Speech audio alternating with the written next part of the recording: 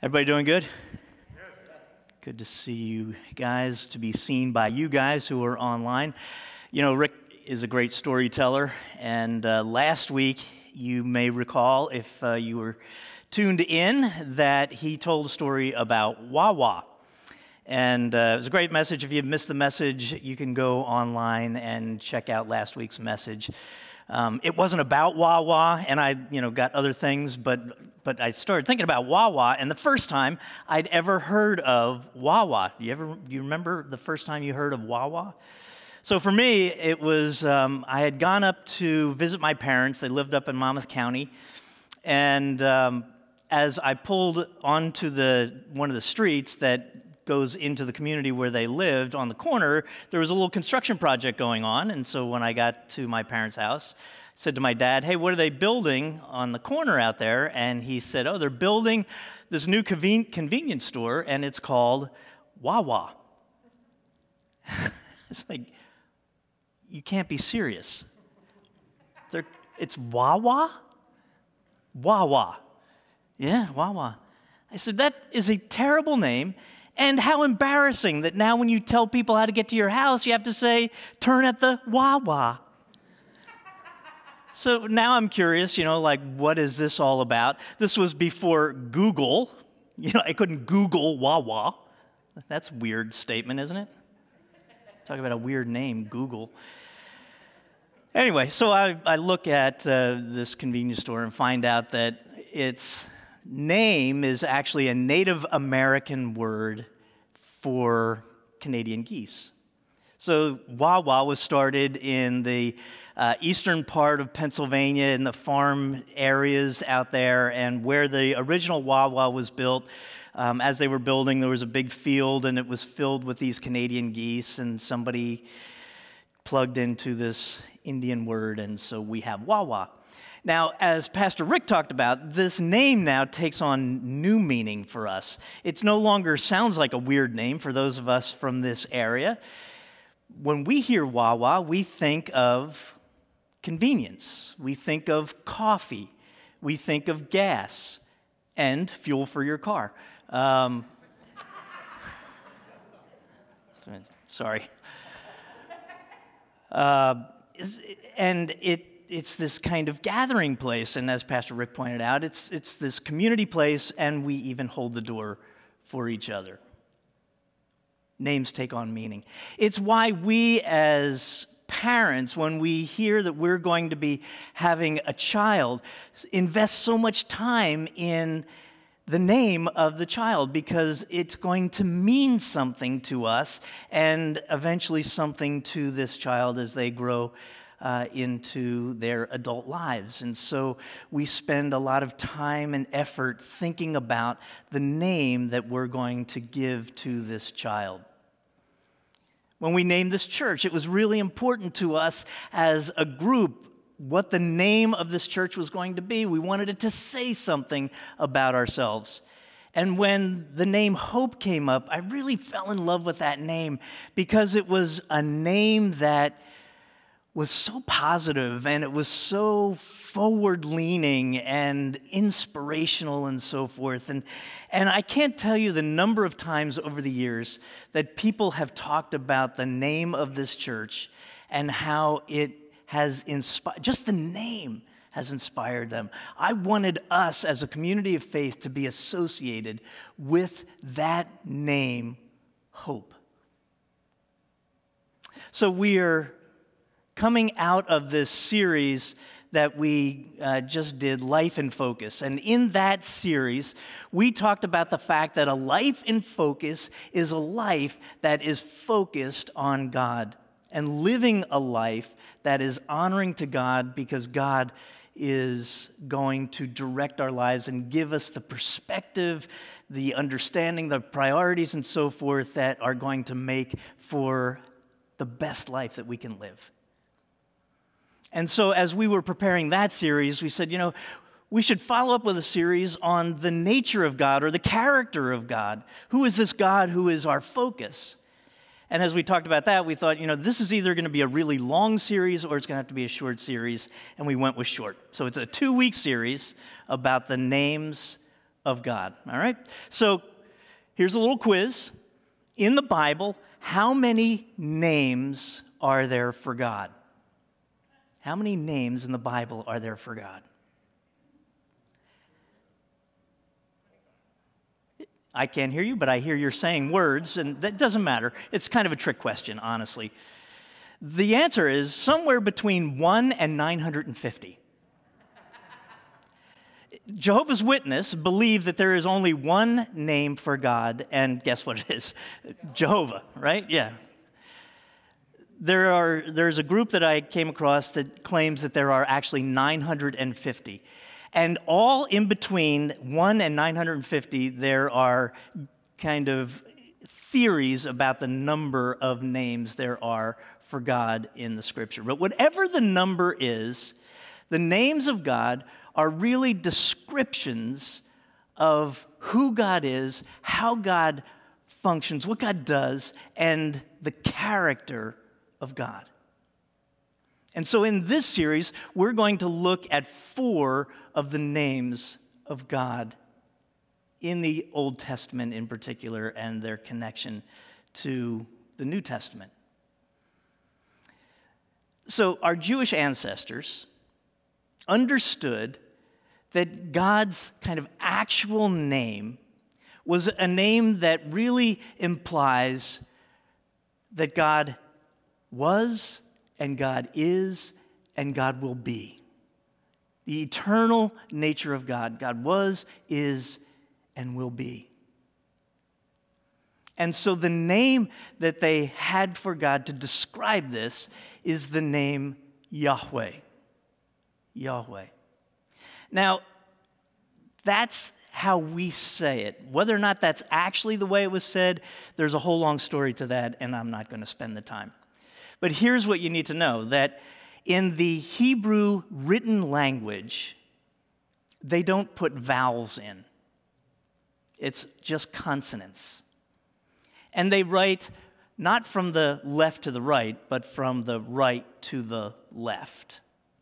That's how they write out their words. So no vowels, and they write it in reverse order. And it's all in consonants. So this Yahweh, this name of God, looks like this. We have an image of what that looks like. And so remember, you're starting from the right and going to the left. So that first symbol, it looks like a comma, is the Hebrew letter Yud. The second is He. The next letter is Vog, and then another He. Yud, He, Vog, He. And that's how they referred to God. That was the word for God. Now, the thing about these folks is they would never say that word out loud. Well, I say never, but actually there were a couple of times in their annual rituals and worship and so forth where the name would actually be spoken, but it was under this very controlled and very precise time within the context of worship that they would actually say that name out loud. I want to pause there for just a second and think about that. The level of reverence and awe that they felt toward God, to the point that they didn't even speak his name. They didn't feel worthy to speak his name. Here's the second quiz. What is the second commandment of the 10 commandments? What's the second commandment of the 10 commandments? Nobody's speaking now.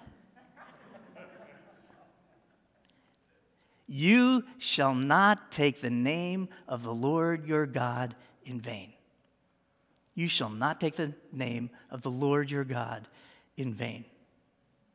You know, I think one of the things that we may have lost in our modern casual culture is a sense of the deep reverence and awe for God.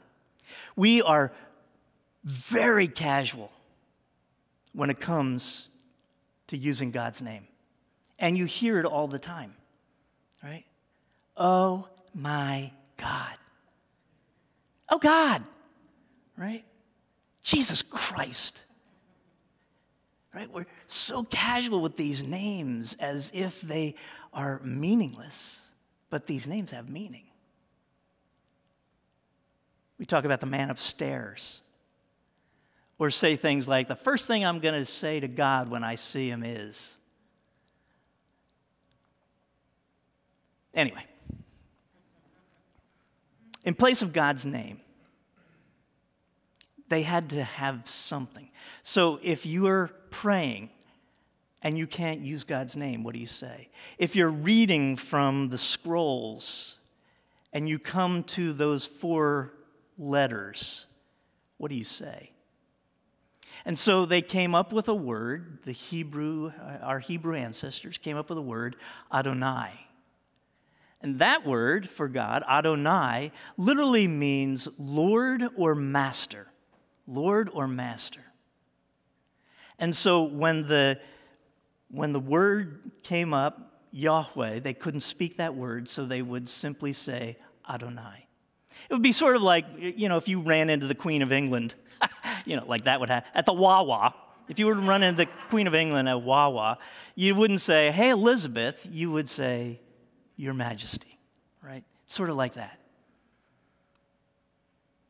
So that's what they would do in ancient Israel. Still today, faithful Jewish folks do that very same thing. But in the 800 years after Jesus' resurrection, as the Christian church is developing and so forth, they wanted to translate the Hebrew scriptures into Latin. And so as they were studying these scriptures and they would come across this word Yahweh, and then seeing that, there was also this Adonai, how do we put that together? And so one of the things they did was they created a word. They took the 4 consonants of Yahweh and the vowels from Adonai and put them together and came up with the word Yehovah that later became pronounced as Jehovah. I feel like saying, and now you know the rest of the story. That's an old reference. You wouldn't probably know that. But names have meaning, right? These names have meaning. Yahweh, the one who was, who is, who always will be. Master, Lord. That tell us something about God's nature. Who God is. God's character.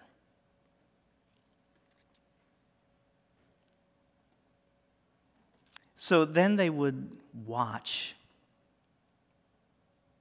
and see how God was at work all around them. And when they would see God at work, it would bring forth a name, a description of God's character, of God's work. And so the first one I want to talk about with you this morning is the name Jehovah Ra'ah. Jehovah Ra'ah. And that word, Ra'ah, is shepherd. God, my shepherd. This description of God's character appears one time in the Bible. It's in the Old Testament. Do you know where it is? Wow, there it is. Quiz number 3, somebody write on, there it is. Psalm 23, verse 1, this is what it says. The Lord is my shepherd, I lack nothing. The Lord is my shepherd, I lack nothing. Who wrote the 23rd Psalm? David? What was David's first job? Shepherd. So David, this young man passionate about God who has this job of shepherding sheep out in God's creation, and I can just imagine, in the dark of a night, and it was truly dark because it didn't have all the natural lighting that we have today. So this dark sky, and against that, this stars that go beyond his ability to count. And reflecting on all that God has done in his life up to that point and in the life of Israel. And had the thought, just like I'm a shepherd to these sheep, the Lord is my shepherd. And just like I take care of my sheep, I bring them to places of green grass and quiet waters so that they can eat and drink. I lead them in the right ways where they need to go. When we go through dangerous places, dark places, valleys, the shadows of death, I'm there for them with my rod to protect them and my staff to guide them. God is like that for me. He is my Jehovah Ra'ah, my shepherd. How is God your shepherd? It's no wonder that Jesus referred to himself as the good shepherd, right? And I probably wasn't lost on faithful people who heard him say that. Like, oh my gosh, just as David referred to Adonai as a shepherd, Jesus is saying, I am the good shepherd. I am Jehovah Ra'ah, the protector, the guide, the one who restores our souls. So how has God been a good shepherd in your life? As I reflect on that in my own life, I can see so many times over the course of my life how God has done all of that for me, how God has provided for me with green grass and quiet waters, those basic things that I've needed in my life. That God has led me in right ways. And when I have not strayed off, when I have paid attention and followed, he has led me in right paths. And in dark and difficult times, in my personal life, in my life with my family, in my ministry life, how God has guided and protected me in those dangerous and difficult times.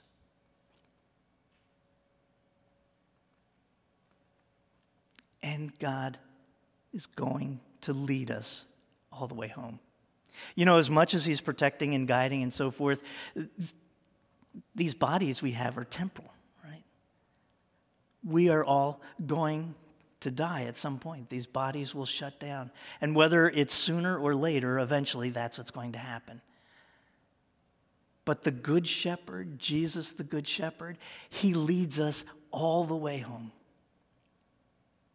I will dwell, in the house of the Lord forever. The Good Shepherd leading us all the way home. So the other name then for God that I want to highlight for us this morning is Jehovah Shalom. Jehovah Shalom.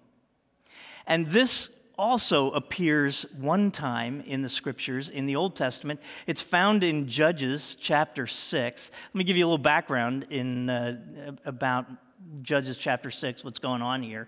So Israel has one more time turned away from God and worshiped false gods. God has allowed them to be defeated by their enemy. But unbeknownst to anybody, God is already preparing a leader to redeem his people, because God is always in the business of redeeming us when we stray off the path. And so God is preparing this young man to be a leader, to be a judge, really. His name is Gideon. And so God sends an angel to Gideon. Now, the word angel, as many of you know, the word angel is actually just a word for messenger. And sometimes angels that God sends are in heavenly form. And so they're winged and they look very different than a human person. And sometimes the angels that God sends looks like a human being. And that was the case for Gideon. God sends a messenger, an angel, in human form to let Gideon know that God has chosen him to help redeem Israel. And I love Gideon's reaction because it is sort of like Moses' reaction when God said, I'm going to use you to free my people. And Moses had a laundry list of reasons why that was a bad idea. And Gideon had the same kind of response, like, nope, you get the wrong guy for all of these reasons. But then eventually, Gideon recognizes that the person he's speaking to is an angel sent from God. And he's terrified. I have looked into the face of an angel. I am going to die. And so he's terrified. He believes that his life is over because he's looked into the face of this messenger from God. And God actually has to intervene and say, Gideon, you're not going to die. I'm actually going to use you in a profound way. And that's where the scripture comes in. So it's Judges chapter 6, verse 24, and this is what it says in part. And so Gideon built an altar to the Lord there and named it Yahweh, or Jehovah Shalom, which means the Lord is peace. The Lord is peace. Jehovah Shalom, the Lord is my peace. So that Jewish word, shalom, is a beautiful and it's a powerful word that we translate to be peace, but it means so much more than that. It's more than just peace, more than just not in conflict. That word shalom has to do with wholeness, completeness, health, prosperity. It is the ultimate blessing. When you wish somebody shalom, you are wishing them the rich blessings of God. I remember when Marilyn and I were in Israel a few years ago, you hear shalom quite a bit, but particularly just during the Sabbath. So Sabbath for them is sundown Friday to sunup on Sunday. And so all throughout that time period, you hear people wishing each other Shabbat Shalom, Sabbath blessing, Sabbath peace. But it's this rich word of ultimate and complete blessing. And so what's Gideon do with this blessing? Gideon builds an altar to be a reminder to him of God's rich promise and blessing, his shalom over him. And so God becomes his shalom. And he wants to never forget that. So he builds this altar. Jesus is often referred to as the Prince of Peace. He brings God's rich blessing, God's wholeness, God's completeness, God's best blessing to those who follow him, who call out his name. And we should probably build an altar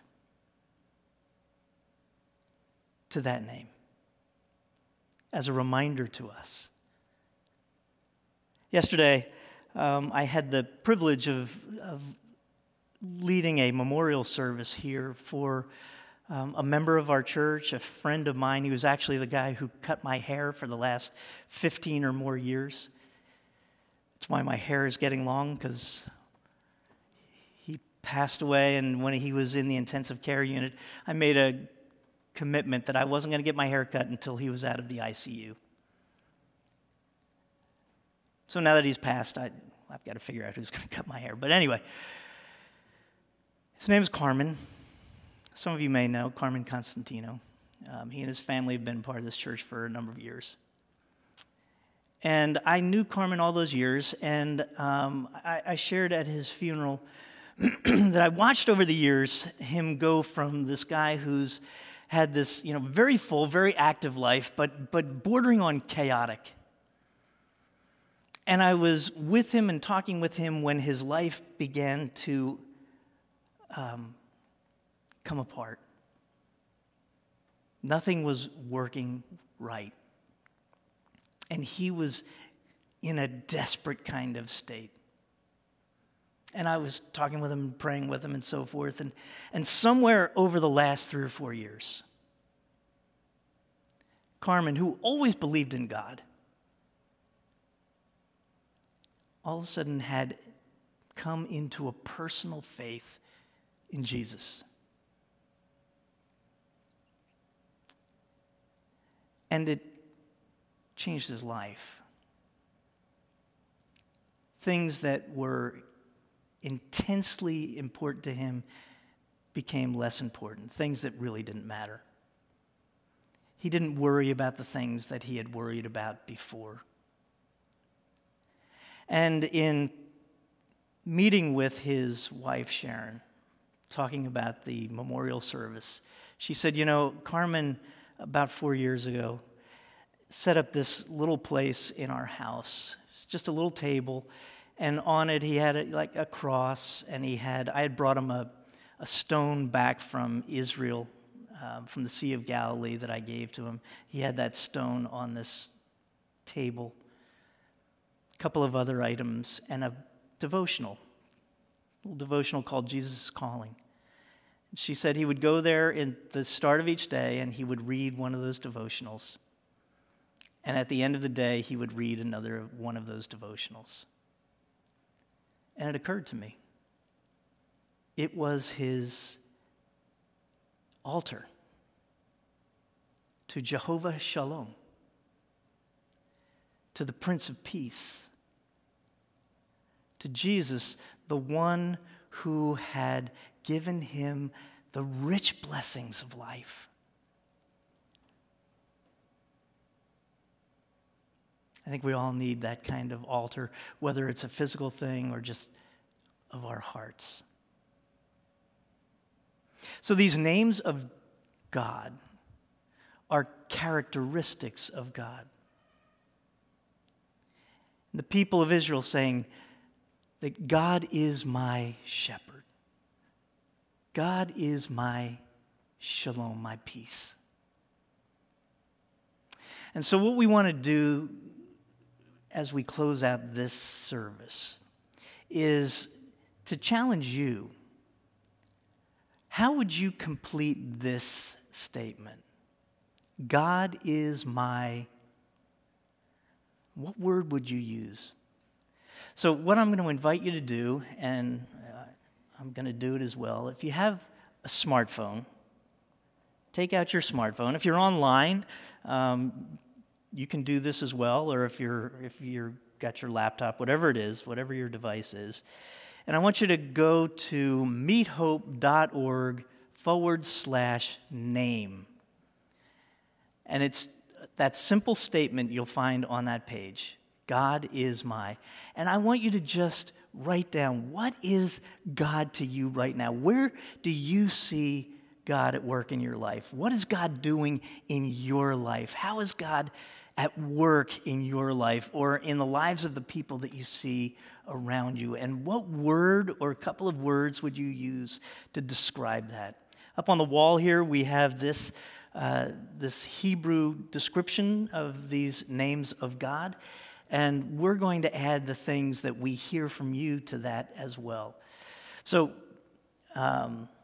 Susie and Isabel are going to share a song with us, 1,000 Names. And take that time as you hear this song and reflect on this. And this site will be up all week, so you can do it throughout the course of the next several days if you need that time to think. But I want to encourage you to really do this. God is my, fill that blank in. Let's hear.